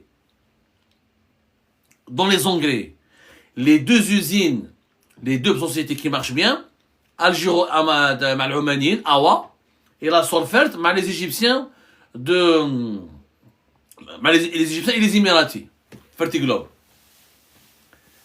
Tassawiris, Solfert Awa, c'est les 2 qui marchent et qui fonctionnent. Donc c'est pas normal de redonner ce projet à Sonatrach qui déjà avec sa filiale Asmidal, elle a du mal à gérer ses propres chantiers. Il faut revenir à l'étape de 2018 et rappeler encore une fois CITIC, c'est la seule solution. Loman, à ton avis, pourquoi on ne trouve pas les opposants marocains sur les réseaux sociaux? C'est faux. Il y a beaucoup d'opposants marocains sur les réseaux sociaux. Il y en a énormément. Il y a, au Maroc, ils ont même l'équivalent de MRDZ. Il vit au Canada. Depuis Montréal, il dénonce, il critique, il dénonce le Makhzen, les hauts responsables du palais, etc. Il ne lâche personne. C'est complètement faux. Il y a beaucoup d'opposants marocains, ils ont des sites internet, ils ont des chaînes YouTube, certains ont fait de la prison au Maroc, ils sont réfugiés à l'étranger, etc. Ils parlent et s'expriment, c'est tout. Mais personne, il faut juste se documenter, il faut juste lire, il y a juste le Maroc. Comme il n'y a pas une répression aussi musclée, aussi brutale, aussi violente comme le Maroc, c'est une dictature douce. Elle est douce par rapport à l'Algérie et la Tunisie. On entend moins parler. On entend beaucoup moins parler. Mais réellement, ils existent, ils sont actifs, ils ont leurs partisans, je pourrais vous donner des cas et des exemples concrets, on en parlera. Rahim 07, est-ce que Tebboune osera triturer la Constitution une énième fois malgré les oppositions de ça? Oui, il a déjà osé. Il a déjà osé. Est-ce que quelqu'un d'entre vous a compris les 7 ou 10 propositions qui ont été faites à la fin du mois de janvier par la présidence de la République, par Boualem Boualem, directeur de cabinet Abdelmajid Tebboune, lors d'une conférence organisée au Palais des Nations à Club des Pins? Est-ce qu'il y a quelqu'un d'entre vous qui a compris? Notamment 2 ou 3 propositions qui concernent une période de transition. Ça veut dire quoi, une période de transition? Pour éviter l'instabilité, pour éviter une coupure, ou je ne sais pas comment le terme qui a été utilisé, par les termes précis qui ont été utilisés par les propositions de la présidence algérienne. C'est qui s'en rappelle? Non mais qui a compris quelque chose? Même pas qui s'en rappelle, il faut juste lire ces propositions. Ou je parle d'un période de transition. Bien sûr qu'il a envie. Il a envie de rester au pouvoir, 2 années supplémentaires, on l'a expliqué, on a donné les mécanismes, on a fait des révélations, on avait même expliqué de quel article de loi ou quel article de la Constitution il allait être utilisé, et comment cet article de la Constitution il a été bloqué, et pourquoi ça n'a pas réussi par la suite, parce qu'il y a l'opposition de l'institution militaire qui a dit non, on ne veut pas d'un bout de fléchabis, on ne veut pas courir le risque de connaître, de subir la même crise politique que ça de février 2019. Et c'est tout. C'est la réalité. Alors, DZ Ever, s'il te plaît, Daniel Syed, c'est le frère de celui que tu avais interviewé l'an dernier? Non, pas du tout, c'est pas le frère. C'est Hamid Syed. C'est son cousin. C'est pas son frère, c'est son cousin, DZ Ever. Ça n'a rien à voir avec lui. Et son cousin, ils sont originaires du même patelin du côté d'Arzazga. Mais ils sont pas frères. Daniel Syed, il s'appelait Ammar, appelé Amirouche, on a parlé de lui, etc. Il est parti vivre, il a émigré en Suède très jeune, alors que Hamid, il est venu s'installer en France. Jésus. C'est dur quand Jésus te pose une question quand même, t'as peur. Hein. Quand Jésus te pose une question et te dit, pensez-vous qu'il y aura un mur entre l'Algérie et le Maroc? C'est à vous, Jésus, de nous dire, de nous répondre en fait. Non, il y a pas de mur, il y a déjà des tranchées. Il y a un mur idéologique, il y a un mur politique, il y a un mur diplomatique. C'est la vérité, il y a déjà un mur. Il y a déjà un mur. Physiquement, il y a des tranchées, mais déjà un mur. Je veux dire, même si demain les autorités algériennes ou les autorités marocaines veulent construire un mur, ça ne servira pas à grand chose, c'est de l'argent délapidé, puisque les 2 pays sont déjà séparés par un mur, qui est le mur de la haine en ligne, de la manipulation, de la guerre diplomatique, de la guerre d'information, de la guerre froide et de la guerre psychologique. Ce mur existe déjà. Et justement, notre rôle à nous, l'élite, est de le faire tomber, ce mur. De le faire tomber pour que les 2 pays puissent se réconcilier, parce que l'avenir de nos 2 pays sont liés. Et la prospérité du Maroc ou la prospérité de l'Algérie ne pourra jamais avoir lieu, ne pourra jamais voir le jour si les 2 pays ne coexistent pas pacifiquement et fraternellement. Hamtop ou Hamshop, Ouedjelou Slama, il est en prison? Il a été emprisonné. Juste parce qu'il a dit dans une émission de télévision que ce projet pourrait ne pas être rentable, que ce projet rencontre des difficultés et il risque de ne pas être rentable. Il est en prison. Il est en prison. Vous vous rendez compte de la gravité de la situation? On a emprisonné un gars et qui a juste un expert, économiste, patriote, intègre, chef d'entreprise, père de famille, juste parce qu'il a critiqué dans une émission de télévision avec des arguments scientifiques, en se basant sur la logique économique, le projet de Rajbilet. Le projet de Rajbilet est un projet sacré. Vous vous rendez compte de la gravité? C'est ça l'Algérie. C'est ça l'Algérie dont on doit être fier. C'est ça, aimer son pays, c'est se taire. Accepter cette injustice. Accepter cette hogra. accepter cet arbitraire? Eh ben, allez, celles et ceux qui se sont tus et qui n'ont rien dit et qui n'ont pas dénoncé ou qui ont applaudi l'incarcération de Jello Slama, ce sont des criminels, des délinquants, que l'histoire les condamnera un jour ou l'autre.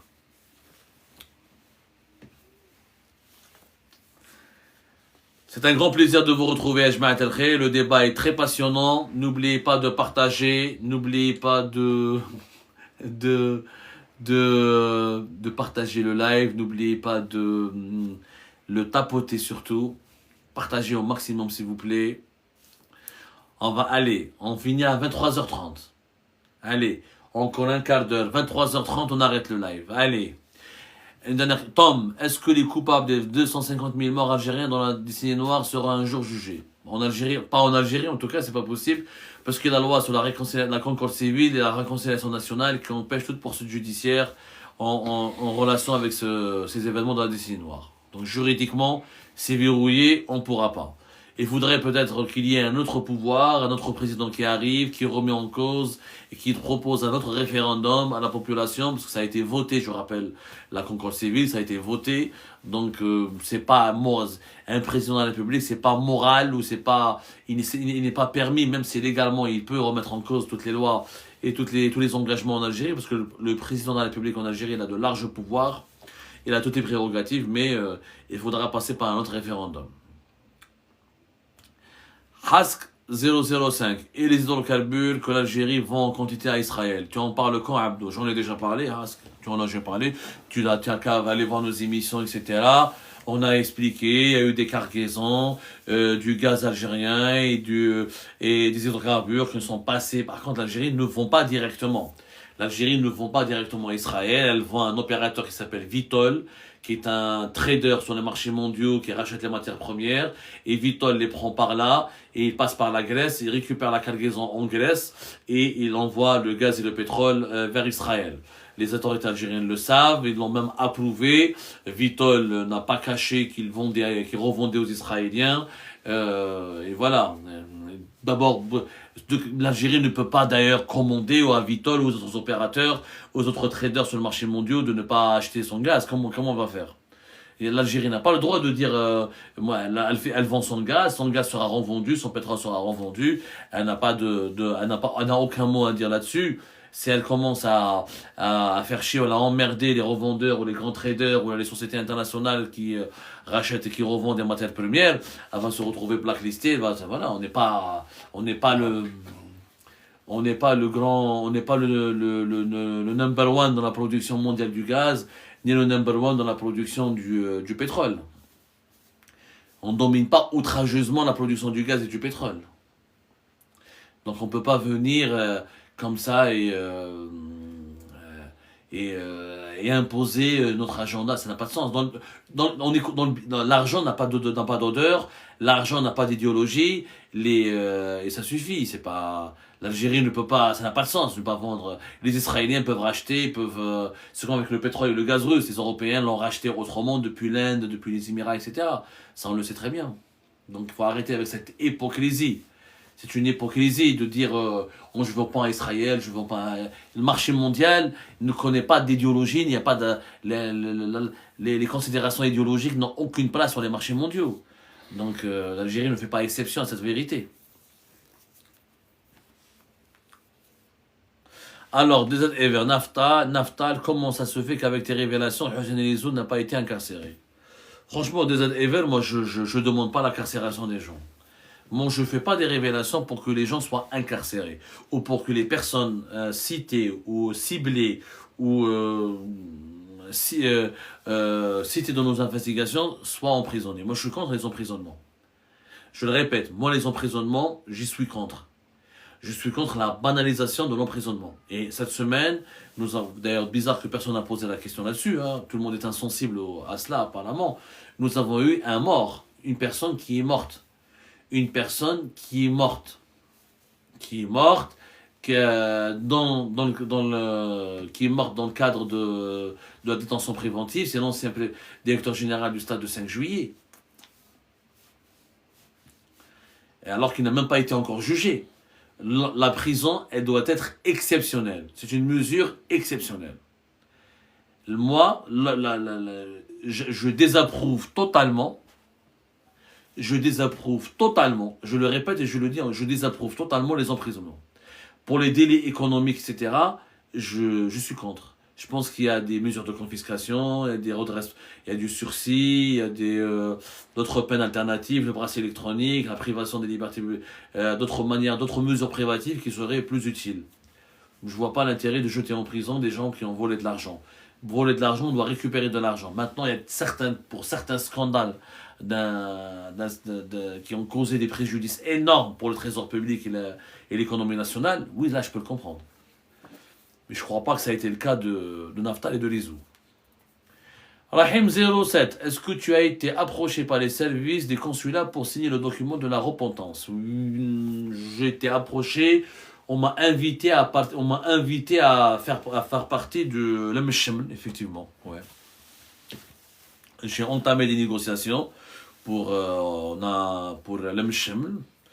On m'a proposé, j'ai négocié, et malheureusement les négociations n'ont pas abouti, puisque ce que j'avais demandé ne m'a pas été satisfait, et je n'ai rien demandé, à l'exception de 3 conditions: qu'on arrête de persécuter ma famille, 2, qu'on me garantisse que si je rentre en Algérie, on va pas m'emmener en prison, etc., qu'on me laissera m'exprimer, et travailler en tant que journaliste indépendant. C'est tout. Les 3 conditions que j'ai exigées. C'est même pas des conditions, c'est de l'évidence. Moi, si je retourne dans mon pays, j'ai envie de rester journaliste libre et indépendant. Est-ce que je peux rester libre et indépendant? Est-ce que je peux enquêter? Est-ce que je peux travailler? Est-ce que je peux commenter librement l'actualité algérienne?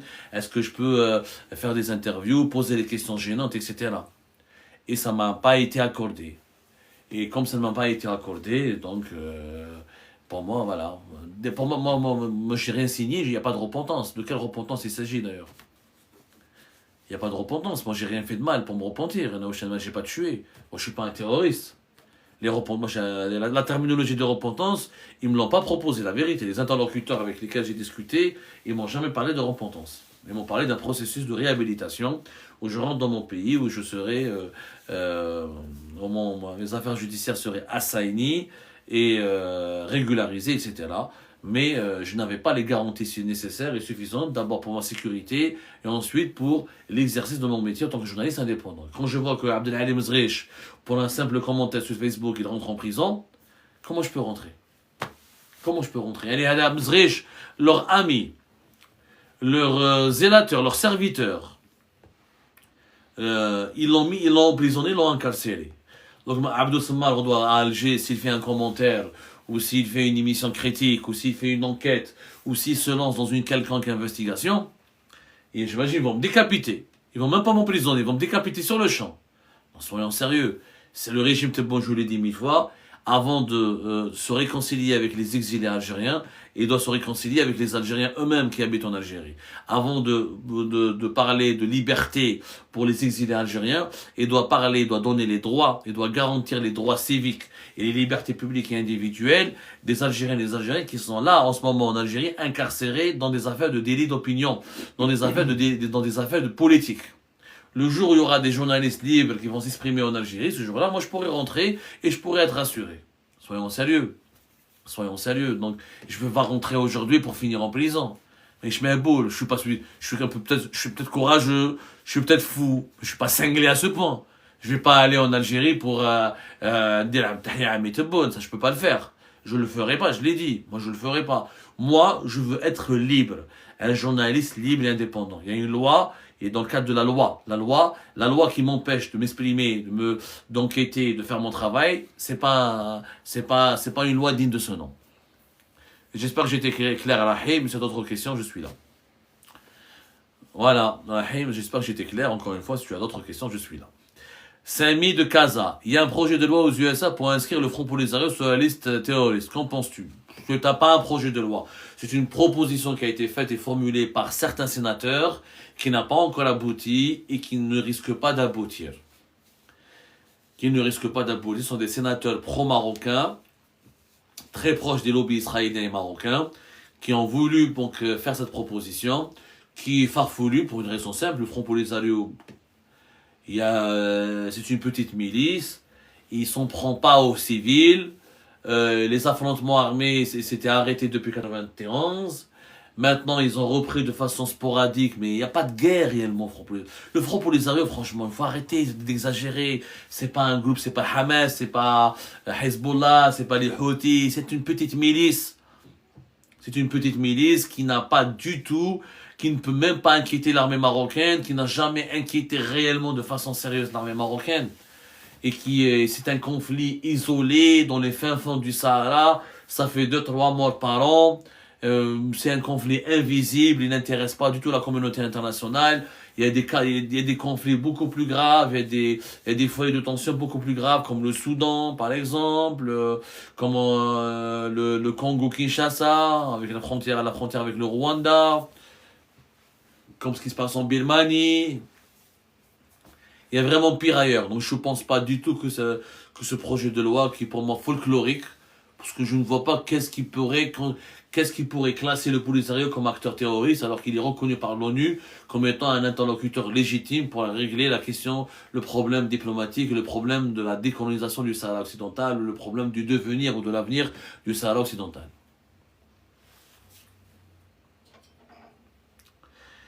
Merci beaucoup Ejma'a de partager maximum ce live, ça a été un grand plaisir. Allez, dans 8 minutes on met fin.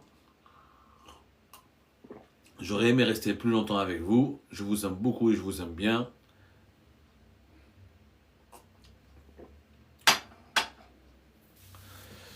Aït Atamoros et les missiles sur Asmara. Oui, mais c'est quoi comme missile, franchement? C'est des actrices isolées, c'est très rare, où les missiles, le Polisario tire. C'est vraiment, franchement, le Polisario fait, même en jouant à la PlayStation, il peut pas faire mal au Maroc.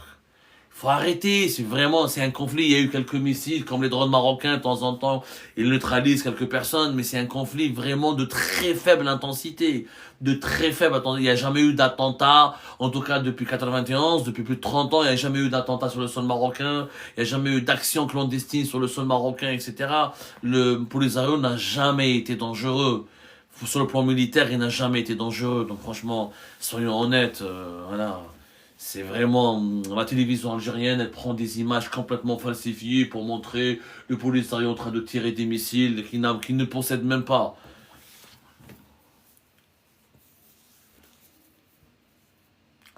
Est-ce qu'il y a d'autres questions à l'équipe? Allez, 7 minutes, on termine. Ça a été un plaisir de discuter avec vous. Roberto Monaco, est-ce que rompre les relations diplomatiques avec les Émirats est une bonne chose pour l'Algérie? Pas du tout. Pas du tout, mon cher ami. Pas du tout, c'est même une très mauvaise chose. Très mauvaise chose. D'abord, aux Émirats Arabes Unis, il y a plus de 40 000 Algériens et Algériens. Je le rappelle, il y a même pratiquement 50 000. Il y a des Algériens et des Algériens qui vivent aux Émirats, qui ont fait leur carrière aux Émirats, qui ont prospéré aux Émirats. Et je ne parle pas des binationaux qui sont installés aux Émirats, qui prennent avec un passeport français, mais qui sont d'origine algérienne, qui sont algériens à la fois. De deux, c'est un pays important, les Émirats. C'est l'un des investisseurs les plus importants sur le continent africain. C'est une place financière importante. C'est un carrefour commercial important. Pourquoi rompre avec les Émirats? On a un problème avec les Émirats, il faut dialoguer, il faut trouver des solutions à ce problème. Il faut affronter les problèmes. C'est quoi des rompre avec les Émirats? Les Émirats, c'est pas le Maroc, c'est pas la Tunisie, attention. C'est pas le Mali, c'est pas le Niger. C'est un pays hyper stratégique. Il y a des grandes multinationales qui sont basées aux Émirats. Il y a les plus grandes multinationales de ce monde, leurs divisions MENA, Moyen-Orient, Afrique du Nord, sont basées aux Émirats. On a des investissements très importants émiratis en Algérie. La plus importante usine de fabrication de véhicules militaires, c'est les Émiratis, avec l'armée algérienne.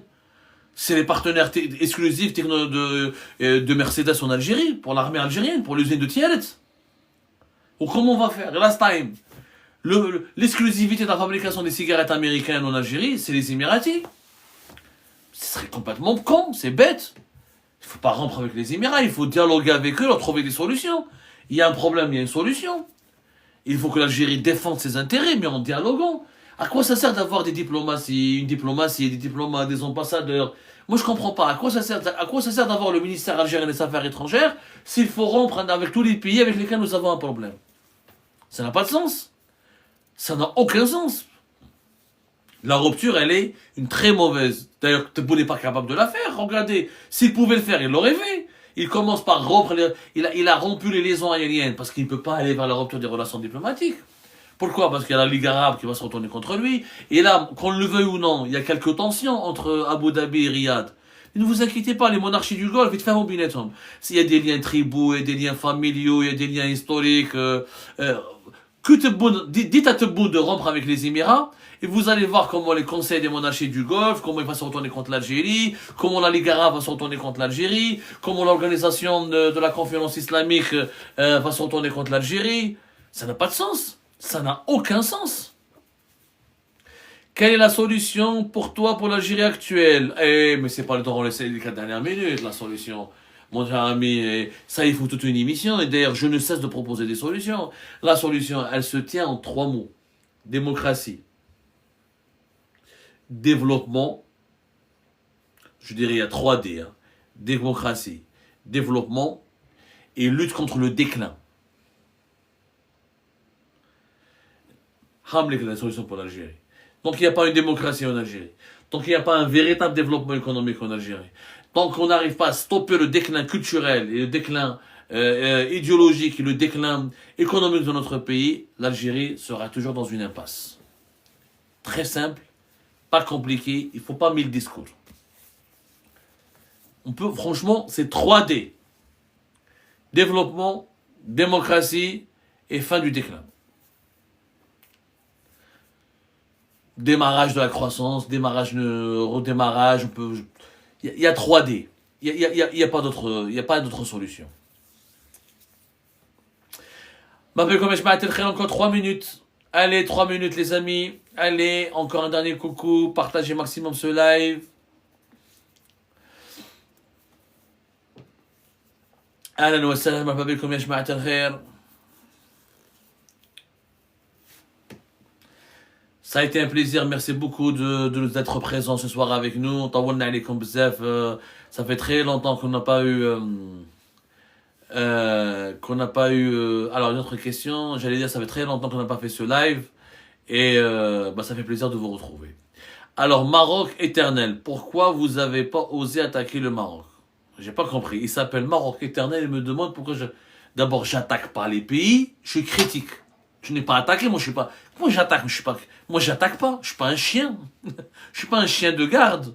Je suis pas un loup, je suis pas un animal, je suis pas un chasseur, je suis pas un animal qui cherche une proie. J'attaque pas, je critique. J'ai critiqué le Maroc, j'ai critiqué les autorités marocaines. J'ai fait une émission avec un opposant marocain lors de des manifestations de la génération 212. C'était à la fin de l'année 2025. Et là, on a parlé de la dictature au Maroc, et on a parlé des dérives dictatoriales au Maroc. Nous avons publié sur Algérie Part une enquête sur la fortune de Mohamed VI. Donc, c'est pas vrai. On critique le Maroc quand il est critiquable. On critique. On n'insulte pas. On n'attaque pas, on critique. L'Algérie, je n'attaque pas le régime algérien, je le critique. Je ne les insulte pas. Elle n'a jamais touché à la vie privée de Tebboune. Jamais touché à la vie de ses enfants. Je les ai même défendus. Je n'ai jamais touché à leur honneur, à leur considération. Donc, je ne sais pas, je critique. Azmar Amal, arrête de faire semblant de ne pas avoir compris la question. Il parle de 2021. C'est-à-dire 2021. J'ai pas compris. C'est passé quoi en 2021? Nous avons toujours critiqué le Maroc quand il était critiquable. Et nous le critiquerons toujours. Et nous critiquerons toute autorité, toute entité, ou tout régime qui est critiquable. Mais on n'attaque pas. On n'est pas dans la haine. On est dans l'information. Les journalistes n'attaquent pas. Les journalistes critiquent, ils décortiquent, ils analysent, ils enquêtent, ils informent. Ils n'attaquent pas. Ils dénoncent les dérives. Oui, le journaliste dénonce. Quand le Maroc emprisonne des personnes pour leurs opinions, je le dénonce. Le jeune influenceur algérien sur TikTok ou qui a été emprisonné pour une vidéo gag, je l'ai dénoncé. Je l'ai dénoncé. Et j'ai appelé la justice marocaine à le relâcher. Et j'ai trouvé cet emprisonnement comme honteux. Donc je suis très sincère et très clair. Encore une fois, après, je suis algérien. Moi, ma priorité, c'est l'Algérie. Moi, je me bats pour changer mon pays. Et au Maroc, suffisamment de journalistes valeureux où je pense que le Maroc, il est capable d'enfanter des journalistes malheureux, des journalistes valeureux. Des journalistes malheureux. C'est un lapsus. Il y a des journalistes malheureux en Algérie comme au Maroc. Il y a des journalistes valeureux au Maroc, il y a des opposants marocains qui parlent de leur pays. Je ne vais pas faire la leçon au Maroc quand dans mon propre pays, la situation des droits de l'homme, de la démocratie, du développement économique, elle est désastreuse et elle est chaotique. Je suis juste honnête et sincère. Voilà, mesdames et messieurs, merci beaucoup. La guerre évitée de justesse en 2021, j'en ai parlé. Azmal, j'en ai parlé. C'était grâce à l'intervention américaine et grâce à l'intervention européenne. J'en ai parlé, j'ai consacré toute une émission là-dessus. J'en ai parlé, il faut juste voir, il faut juste vous documenter. J'en ai parlé. Mais dans une guerre, il y a deux adversaires. Il n'y a pas, malheureusement, dans l'histoire du Maroc et de l'Algérie, dans le conflit algéro-marocain, il n'y a pas un agresseur contre un agressé. Il y a deux pays belliqueux qui se cherchent, qui veulent imposer leur vision de l'avenir du Maghreb et qui sont incapables de dialoguer et de trouver des solutions. Tout simplement. J'en ai parlé. J'en ai parlé encore une fois. Et il n'y a pas de tabou. Il n'y a pas de tabou. Mais il n'y a pas de tabou dans le cadre de l'honnêteté. Je ne vais pas faire de la propagande anti-marocaine ou de l'algérophobie ou de la marocophobie. Je dénonce l'algérophobie et la marocophobie. Les deux régimes sont malheureusement antidémocratiques, anti-liberté d'expression et ils violent les droits de l'homme. Donc, je les dénonce dans des proportions raisonnables en se basant sur des faits. Sur des faits. C'est tout. Comme ça, merci beaucoup de nous avoir suivis. Je pense qu'on a fait 1h30. C'était largement suffisant. C'est un match de football. Je vous dis merci beaucoup de nous avoir suivis. Vous avez été très nombreux et nombreux. Je vous assure, je vous le promets, c'est bon, on a aménagé un lieu spécialement pour vous. Et on va vous accompagner pendant tout le mois de Ramadan. Inch'Allah, je vous dis Sahar Mdankom encore une fois. Inch'Allah, que ce Ramadan que ce Ramadan nous apporte de la piété, la paix, la spiritualité et surtout, j'espère qu'il nous apportera du bon sens et cette fraternité qui nous manque tant dans ce Maghreb malheureux qui me manque beaucoup. Comme ça, après,